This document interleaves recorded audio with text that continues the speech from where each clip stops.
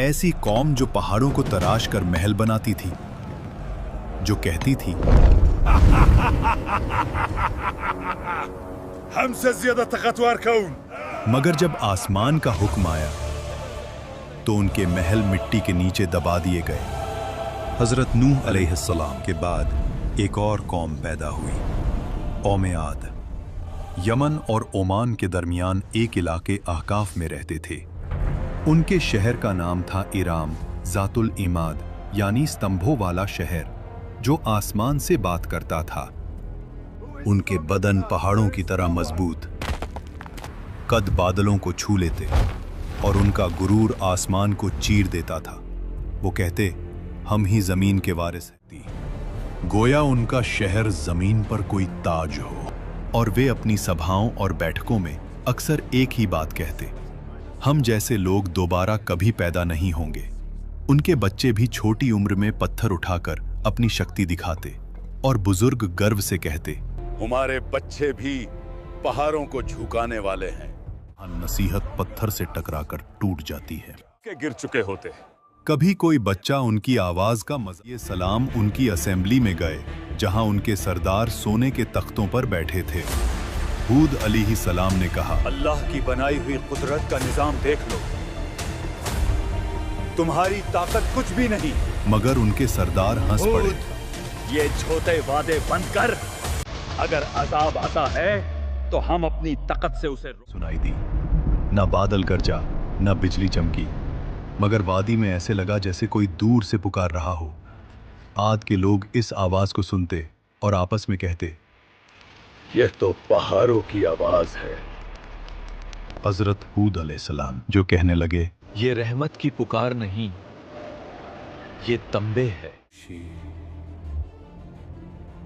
पहले साल उन्होंने कहा, ये तो मामूली सा मसला है, हम ताकतवर लोग हैं। दूसरे साल प्यास ने उनकी जुबानें सुखा दी। खाली मटके दीवारों से टकराते, जानवर प्यास की वजह से गिरने लगे। तीसरे साल आद की और एक स्याह। आसमान से फरिश्ता पुकारा, ऐ कौम आद, इनमें से एक बादल चुनो। सरबराहों ने हंसकर कहा, काला बादल, उसमें पानी है, रहमत है। मगर उन्हें क्या पता, उस बादल में रहमत नहीं, कहर छुपा था। आसमान स्याह हो गया, हवा ठंडी हुई, लोग नाचने लगने, चिल्लाने लगने। देखो, बारिश आ गई। लेकिन वो पानी नहीं था, अजाब का तूफान था। पहला झोंका आया, धूल और पत्थर जानवर उड़ गए। उनके महल, उनकी शान सब मिट्टी में मिल गई।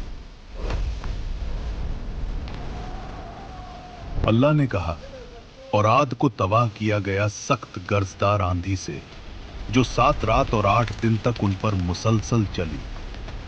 और जब हवा रुकी तो सिर्फ सन्नाटा था, रह गया सिर्फ रेत का समंदर और गिरे हुए तने, जैसे खजूर के खोखले तने।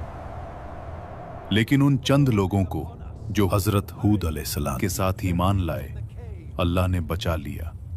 उन्हें पहाड़ों के एक गार में पनाह दी गई। और हजरत हूद अलैहिस्सलाम ने कहा, ऐ मेरे रब, तू सबसे ज्यादा रहम करने वाला है, हमें उन रास्तों पर कायम रख जो तेरी तरफ ले जाते हैं। हुद अलैहिस्सलाम जब वादी के ऊपर खड़े हुए तबाह शहर को देख रहे थे तो उनकी आंखों में आंसू भर आए। ये वो लोग थे जो कभी कहते थे, हमसे ज्यादा ताकतवर कौन। और अब उनकी जिंदा निशानी भी हवा में बिखर चुकी थी। हुद अलैहिस्सलाम ने कहा, तकब्बुर का अंजाम हमेशा तबाही है और अल्लाह की नाफरमानी हलाकत। आज भी अहकाफ्त की रेत के नीचे उनका शहर इराम दबा हुआ है, एक गवाही के तौर पर, जो कहती है, ताकत और शान से नहीं, सिर्फ अल्लाह की इताअत से इज्जत मिलती है।